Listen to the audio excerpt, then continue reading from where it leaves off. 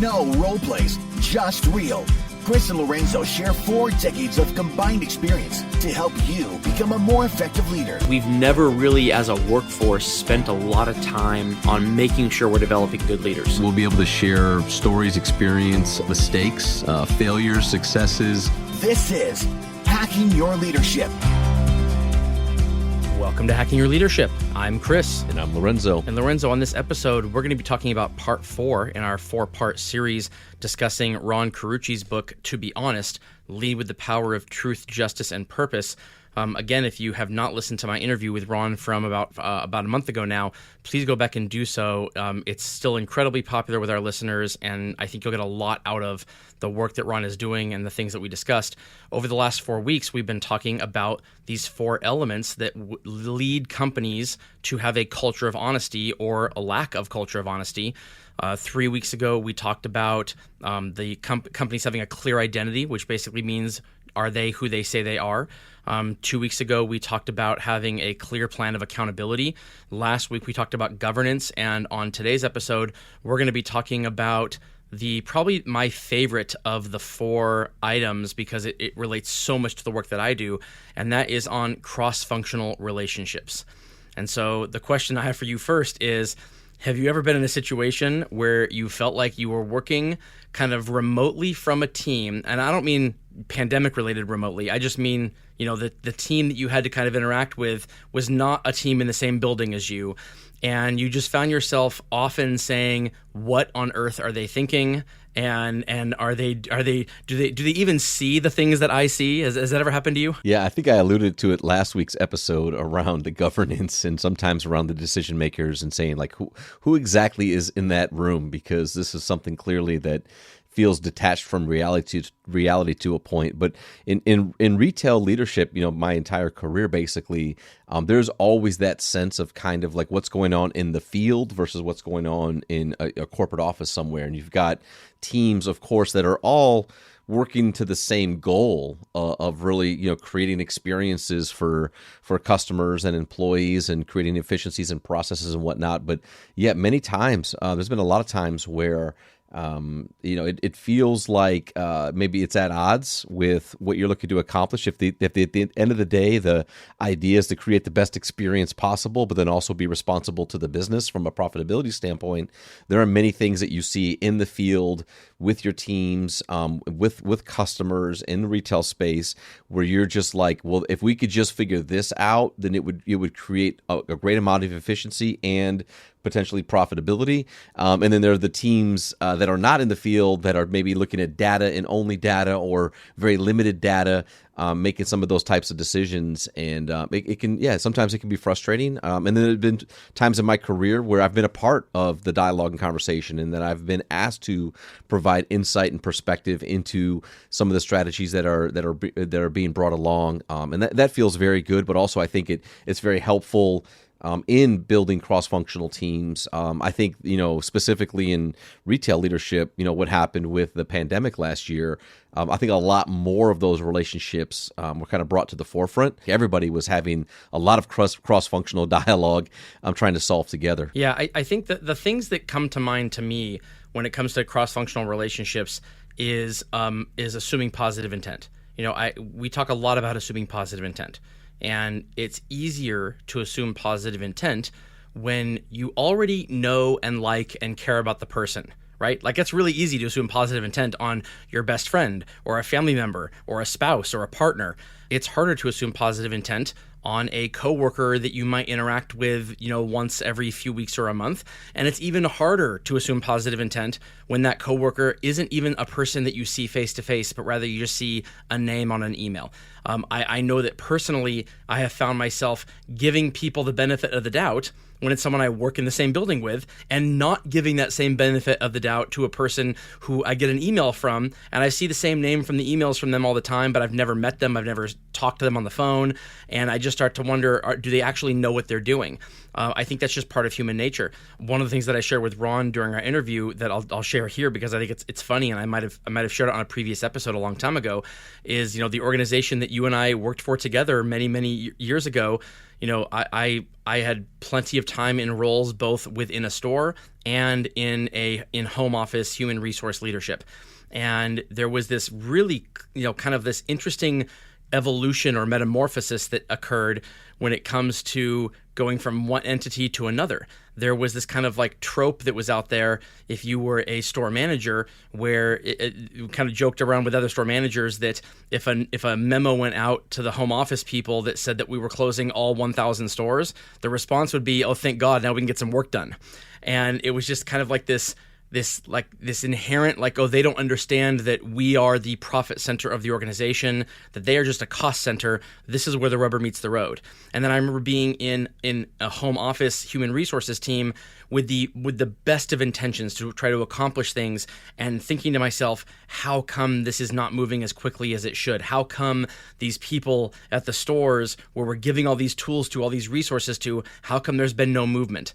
And it's really interesting how that comes about. First of all, if you have the opportunity to work on both types of teams and you're in a retail organization, please do it. Please do that. You'll develop some empathy for the other group, and it will help in that process of developing strong cross-functional relationships. Where this hits home for me is that the tools that I create in my consulting practice are around creating cross-functional relationships. They're around connecting people within organizations where there wouldn't be a connection normally. And it's rooted in this belief, this like really true belief that if people genuinely know and like the people they work alongside, they are more likely to assume positive intent on the actions those people do. They're more likely to get their best work accomplished, and they're more likely to kind of get better work done with those other cross-functional groups, as opposed to being siloed off, kind of sitting in your cubicle thinking, what does this person do all day long? Yeah, I think that's so important. I think just the relationships and the dialogue and finding ways within your organization to make those relationships happen. But I even think like at a smaller level, and as a leader, especially like a leader of leaders, when you have teams that maybe function in the same spaces, but they have very different levels of expectation, or like their day-to-day job is very different. Where maybe you have a team that you work with that is kind of a people HR type of team, then you've got another team that works specifically like in a sales, and somebody works in a service or marketing, that type of thing. I think that's, as a leader, finding ways to allow those team members to work together, to talk in a lot of times just kind of in the social environments. I've been to a lot of offsite leadership meetings in my career, like tons and tons and tons and tons and tons of them. And I think while there's good content, there's good information that you can get, there's some good dialogue kind of in the big groups and in the presentations, and there's recognition that happens and all of that. What I've always found the most joy in is in the dinners and in the walks from the hotel and the bus ride to the event, and like being able to just socialize and hang out with peers and other people within an organization, to get to know them more on a personal level and to enjoy things and have fun and just be able to really just build the relationship in such a way that we can talk about one another and the things that we're into in our families and our perspectives on life and stuff like that. And then when you start to get back into the business element of it, the relationship is so much better, and it's such easier to just call and say, hey, I got a question with this, or can you help me understand this, or this is what I'm working on. Do you have any thoughts or perspective on your side and the work that you do that you might be able to help me with this, or to better have clarity on maybe why this is happening? So I just think that there's so many ways that even on small teams, even if you take this idea and bring it into retail stores and have all team meetings, what are you doing in those meetings, in those spaces that are allowing your people to just connect and have fun? And whether it's a team builder or whether it's anything at all, what are the things that you are doing that allow those relationships to really prosper and to grow and to build? Because then I truly believe you don't have to be so forceful in trying to have, different parts of your organization or different parts of your team have to work together when they have to from a business standpoint. It's much easier to leverage those relationships that are made. Right. Also, what are you doing to make sure that people in your organization understand, at least, on an entry level, what the other parts of the organization do? Because I think, part of the inability to assume positive intent and the lack of cross-functional relationships is rooted in this, well, I don't even know what these people do. And part of it is rooted in, an intentional kind of divide when it comes to communication. I can't tell you how many times I've consulted for organizations or worked in organizations where emails come from like a group mailbox, human resources at, xcompany.org, whatever it is, as opposed to from a person. To me, if I'm getting an email and it's from a group mailbox, it might not even get read. It might literally get deleted or not even read. Whereas if it comes from a person's name, it gets read at least. Like whether or not it's actionable, I don't know. Everything is different, but it will get read because that's a person who took the time to send something to me, and it's the beginnings of what a potential relationship is. And so to respond to an email like that, where I know it's going to a person and kind of create a conversation with that person around even if it's just, hey, let's talk more over the phone. Do you have 5 minutes to kind of connect? I've seen your name on email, for the last 6 months. We've never talked before. Do you have 5 minutes? These are the things that start these cross-functional relationships from, that start them happening. And when organizations put things in place that are designed to streamline the process, that are designed to make work more easy, relationships aren't easy. Relationships take work. And so when you try to make the relationship easier to happen, you take away the depth and the breadth of the relationship, and you take away that kind of positive intent that gets assumed and the deep cross-functional relationship that could occur for the sake of expediency. So the intention is good, but the result is just lacking. Yeah, now let me ask you, because I know the work that you've done with like larger organizations and teams and structure and things like that, and I think that a part of the cross-functional team piece is to your point, like not only making it personal, but also like building out ways in which they can work together, communicate, or get to know one another across the organization. Like, what are things that you've seen, or what are organizations where maybe the strategy has worked really well to create a better relationship cross-functionally? Or maybe what have you seen that just like it has the right, the right thought or intent of thinking about how you become more productive, but is causing damage to the larger organization's goal of creating the culture of cross-functionality? Yeah. So the first thing I can say right now is that if you have a kind of not public to the world, but public to all employees, an org chart that has the names, the positions, the phone numbers, the email addresses, maybe a picture, a job description that the company puts out, and even a job description that the person themselves fills in for every person in the organization, that will do so much for starting these relationships. Oftentimes, people just don't know where to look or where to reach out to. And if you can, in your organization, put together almost like a roster or an org chart, actually populate an org chart where you see a person, you see their name, their email address, their picture, if they upload one, their job description, and then you click on, who the next link is, who their boss is, and then who their boss is. And if you keep clicking, you'll get all the way up to the C-suite of the organization. And the benefit of that is that it lets people understand that if they have an issue, they know who to reach out to. People will treat that information very respectfully. They're not going to start reaching out to people just because they have a question. They'll ask the right people that are closer to them first, but having that information there for people to be able to reach out to if they feel like there's nothing else they can do or there's nowhere else to go. I don't know many organizations who wouldn't see that as a positive. I've spoken with individuals who get terrified about that, who start thinking, oh my gosh, what if I'm getting 10 phone calls or 20 phone calls a day from employees about something? And my answer to that would always be, well, if you are, that implies there's something really big going on that you'd probably want to know about, as opposed to keeping it, under the rug and kind of pretending you didn't know what was going on. But that's the rarity. And usually what it just does is it makes people feel like, oh, you know what? I have kind of an outlet. I have a resource to go to if I can't solve this problem on my own.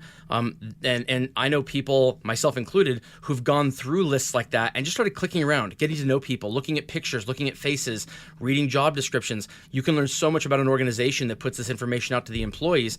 And I think it goes a long way to kind of creating those cross-functional relationships. Yeah, I was having a conversation with somebody the other day. It's kind of on the back end of how not to do this, and they were saying that the organization they worked for had something similar, where they were able to kind of like look up people and see their names and their titles and kind of, their contact information. And they said, I called, I saw somebody that clearly was in charge of this aspect of our business, and it was all listed and kind of here's what they do and here's what they're in charge of. And I called them and they answered the phone and I said, hey, this is my name, so-and-so, this is kind of what I do. And they said, okay, well, what can I do for you? And they were like, well, I wanted to ask you about this project that we're working on and, try to understand this or provide this. And the person was like, oh, like that's not how this works here. Like you don't just call me. Like you have to call the person. Like Wow. You have to call your boss, and then they will then call their level, and they would then let me know what's going on at that point to understand. So do we understand ourselves? And they said okay, and they hung up the phone. And they said that was the last time that I ever reached out to anybody that wasn't my direct boss to provide any thoughts or any ideas or anything whatsoever. And they were like, and I just know that like that. At that point, I realized this is not the place for me, and I've got to find a different place where I can go to feel respected and feel like I can be that I'm a part of the same mission that everybody else is a part of. It's kind of how they explained it. But are there any other things that you've seen where it's just like an absolutely like that is not the right way to do this? Yeah. So I mean, first of all, if we talk about servant leadership almost to the point where it's lost its meaning. But I'll tell you, that's a great example of what it's not. If you're talking about home office employees believing that they somehow get to gatekeep communication, that's just not the world we're in anymore. We're in a world where most people wouldn't reach out to their CEO of their organization, but they should be able to. And that person will probably that CEO will probably get very few employees reaching out. But if they are, that's kind of a litmus test for that there's something else going on where these people feel like they can't go anywhere else. And if that's happening, boy, there's a lot of problems there that need to be solved. So if I'm the CEO of an organization, again, I would rather that didn't happen, but not because I don't want to talk to people, because it means that there's a serious problem with the culture of my organization if I have employees that are reaching directly out to me as opposed to other people below me or in the kind of chain of command kind of thing. Yep, I completely agree. And with that, it brings us to this episode's 1 minute hack. But first, a few words from our sponsors. The 1 minute hack. All right, for this episode's 1 minute hack, here's what I want you to do. I want you to write down the last 2 or 3 times where you were in a situation where the actions of another group of people, someone who you were not part of your team directly, kind of dumbfounded you. You saw their actions and you thought, excuse me, what? Like you didn't understand where they were coming from. You didn't understand why they would do whatever it was they did, or what the direction was coming from them that you had to execute, and now you're not understanding it. Think about those last few times that happened. Write them down, and then I want you to write down: was it easy to figure out the why behind it? Was there a person you were able to reach out to kind of get the answer immediately, where you were able to solve that issue in your own head? And if the answer is no, then chances are you do not have strong cross-functional relationships in your organization, because there's nothing wrong with not understanding why something is happening or why you might not know the nuts and bolts of everything that every other entity in the organization does. But if you can't find out and it leaves you wondering what they were thinking when they did it, it means there's a problem in that part of the culture. And so think about how you can go forward solving these problems by reaching out to the entities directly, even if it takes a few phone calls or a few emails to kind of figure out the right person to talk to, because having those people in your network and having the beginnings of those cross-functional relationships, it will kind of snowball into kind of the culture of your team really knowing who to talk to and how to solve problems. Yeah, I think it's a great 1 minute hack and a reminder that leveraging resources is a big part of leadership. And if you're going to have the most impactful impact, if you're going to have the most amount of impact on your team and the culture and the environment, then you really have to figure out how do you build the relationships and how do you find people across the organization that can help you, get clarity on certain things, get partnership on certain things, and provide you with perspective that can be really important to supporting your team as a leader. Yeah, I think you should definitely not discount the effect this has in terms of wearing away at the buy-in and the engagement of your team